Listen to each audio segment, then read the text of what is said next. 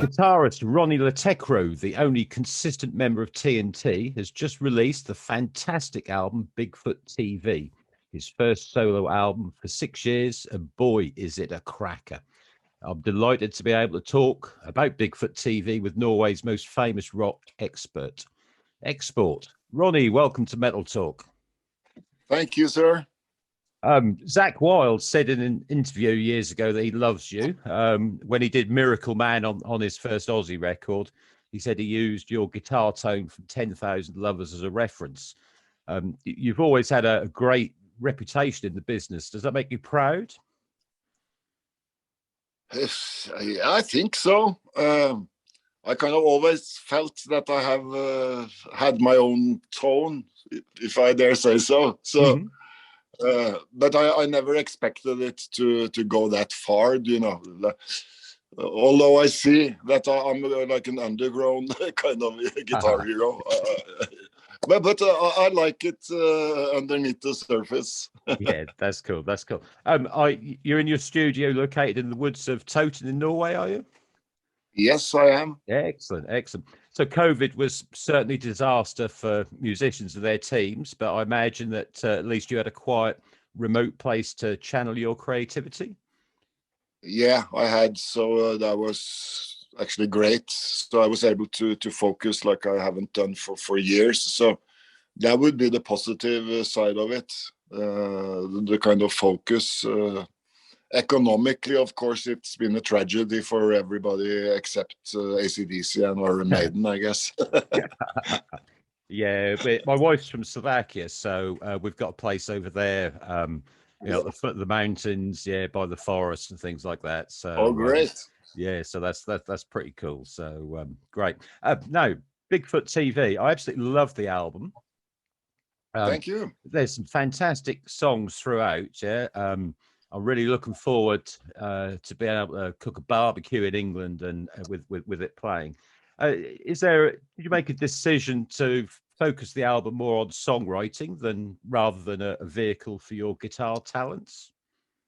Yeah, I think I've done that for many years now. And then, of course, you will be a subject of criticism, maybe from like guitar purists, if you know, people that kind of expect me to go fast or whatever. But the older I get, I realize that the song itself got a kind of rude energy in the guitar playing. So that's what I try to do. Okay, cool. Do you see it as Bigfoot TV? Do you see that as a solo piece, or are we looking at a new band that features Ronni Le Tekrø? Bigfoot TV is just one of my solo albums, but I've been working with my band now this is the 4th album actually with these guys. So, okay. So it's something we developed alongside TNT kind of the last 20 years or something. Okay, cool. If it's all right with you, maybe we can run through some tracks. I'll give you some of my thoughts, and then you jump in with some opinions. Yeah, I'm ready. Excellent. So, Life on a Long Island. Brilliant opener. I love the way the song bounces along, and there's some fantastic guitar on there. And I really love your vocal style. Yeah, it's introspective. The way that you tell the story on the verses, you've got to try and fit the lyrics in, and then there's a great repeating chorus with great backing vocals. Yeah, great track. Yeah. Long Island's a bit different to Norway. Yeah, it was like the first time I came to America, I came to Long Island, and luckily I met lower middle class American middle class, and I got friends with the right people, if I dare say so. It wasn't, you know, famous rockers, it was like regular people. So that kind of shaped me a lot.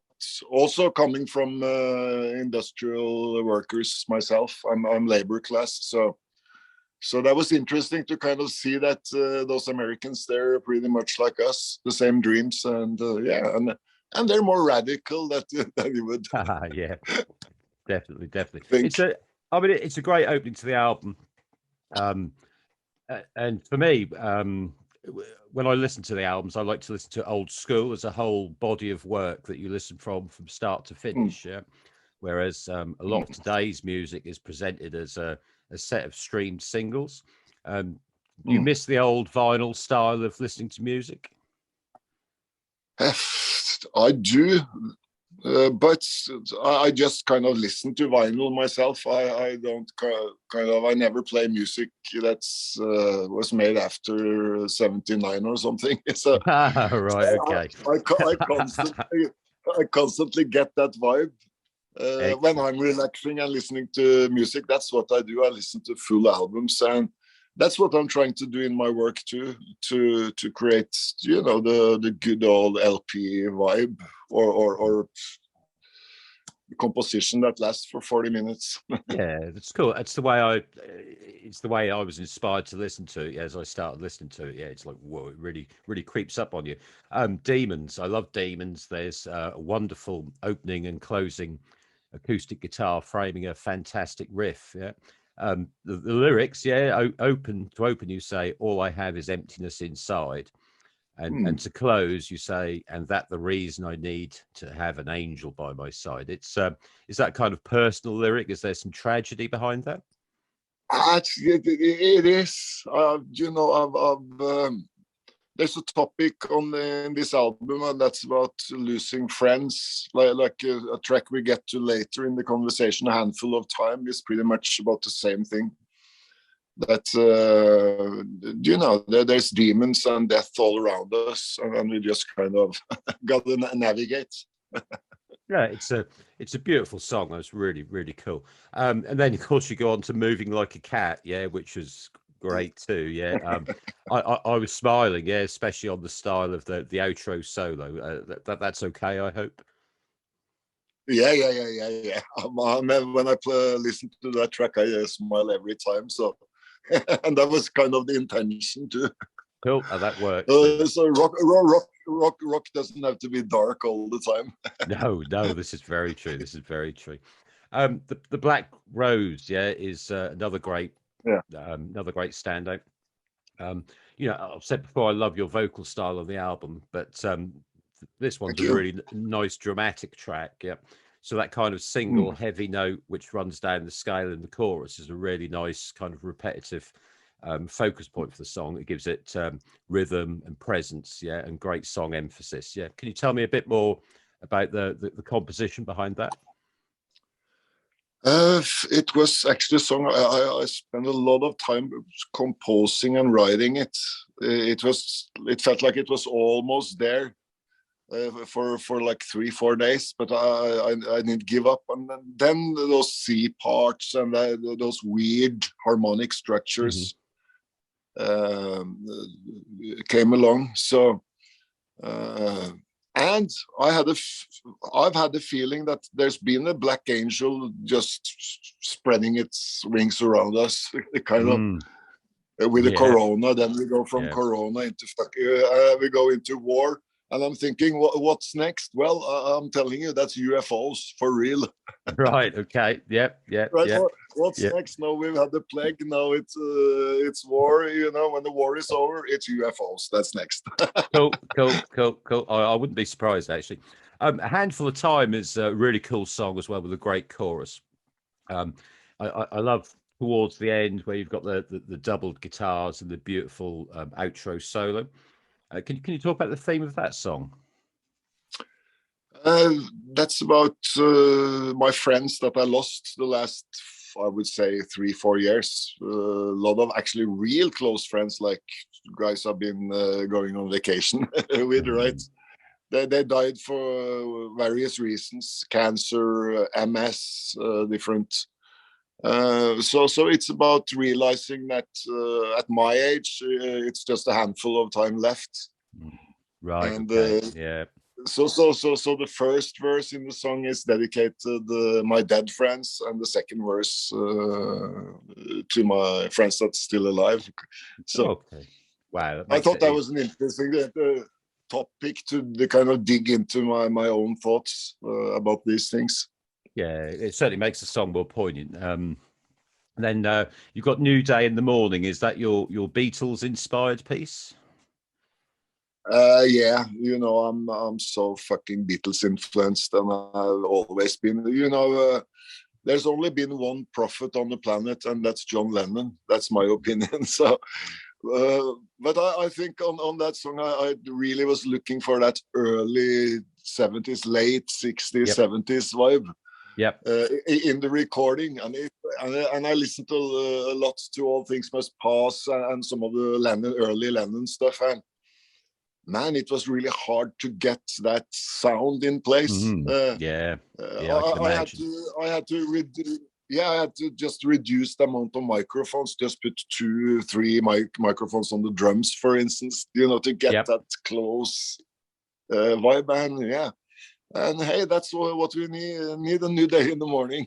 Yeah, well, the alternative is much worse. Yeah, well, this is true. This is true. Yeah, I mean, yeah. I guess it kind of makes sense, you know, if the Beatles were recording that many years ago, there wasn't the technology around now. But it's a really great track. Yeah, there's some wonderfully expressive guitar on there, and I love the solo. It's so full of emotion, and you know that just shows the wonderful variety that you have on the album in terms of style. Thank you so much. So you mentioned UFO. Yeah.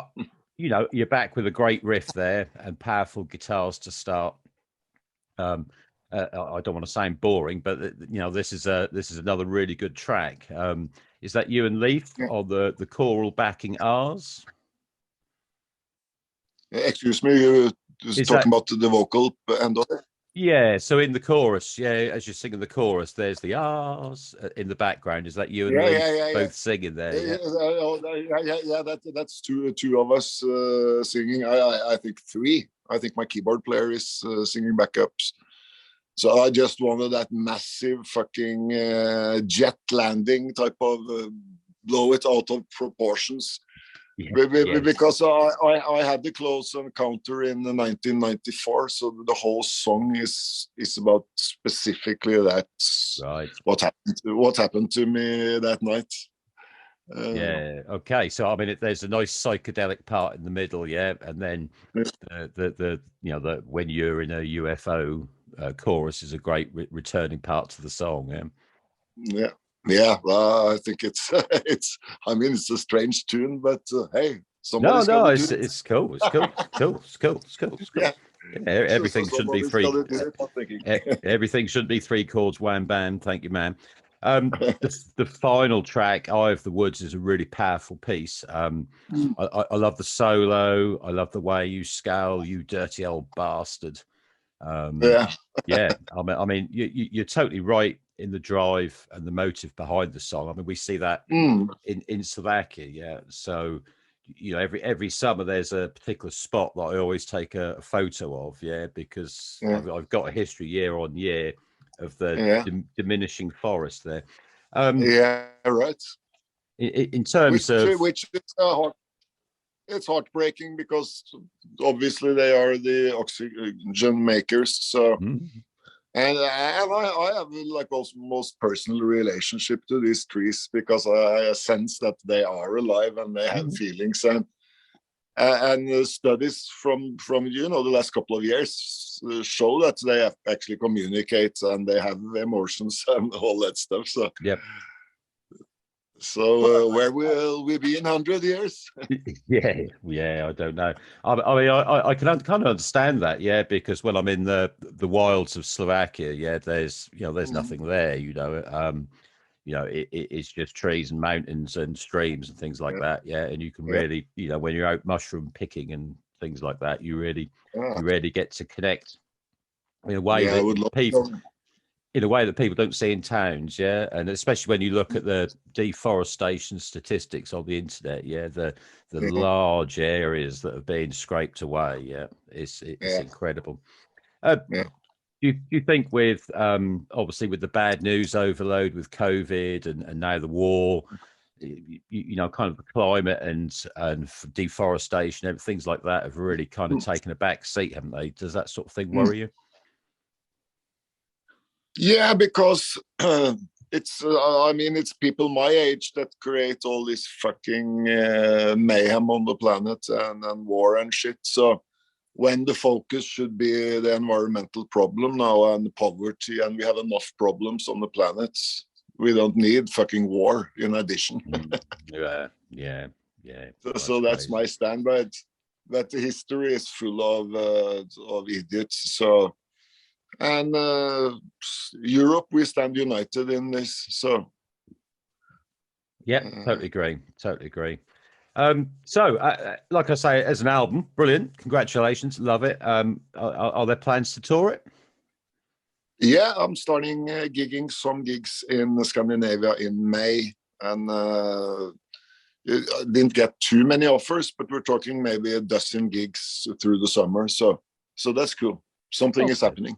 Yeah, cool. And obviously that's the same lineup on the album that will be touring with it. Same lineup, dedicated, loyal guys. So fantastic. You must miss being on the road and meeting the fans. I miss playing live on stages. Yeah, when I play, I can't say that I'm too conscious about how many people that's there, because I go into this completely I don't know, space place. But just being on different stages and travel. Now suddenly I miss traveling again, right? Yeah. I hated it 2 years ago, but now I can. In some, plenty of interviews, you mentioned City Boy and Pilot as your inspiration. Pilot, is that the Scottish band that famous for the songs January and Magic? Exactly. And the guitar player Ian Barneson is definitely one of my top 2-3 guitar player favorites. Okay. So also City Boy, all their works. I mean, really underrated bands in many ways, but they were right up there with Queen and those bands. Yeah, I remember hearing Pilot on the radio when I was little. So yeah, that's cool. So anyway, good luck with the album. I hope it gets received well. It certainly deserves to. Any message for the fans? Be patient. I will come and play for you again. Fantastic. Ronnie, thank you very much. I look forward to sharing the album in with the wildlife in Slovakia in the summer when we're over there. But cool. But for today, thank you for your time. Thank you very much. Well, thank you for a nice talk. Bye. Demons come in every kind of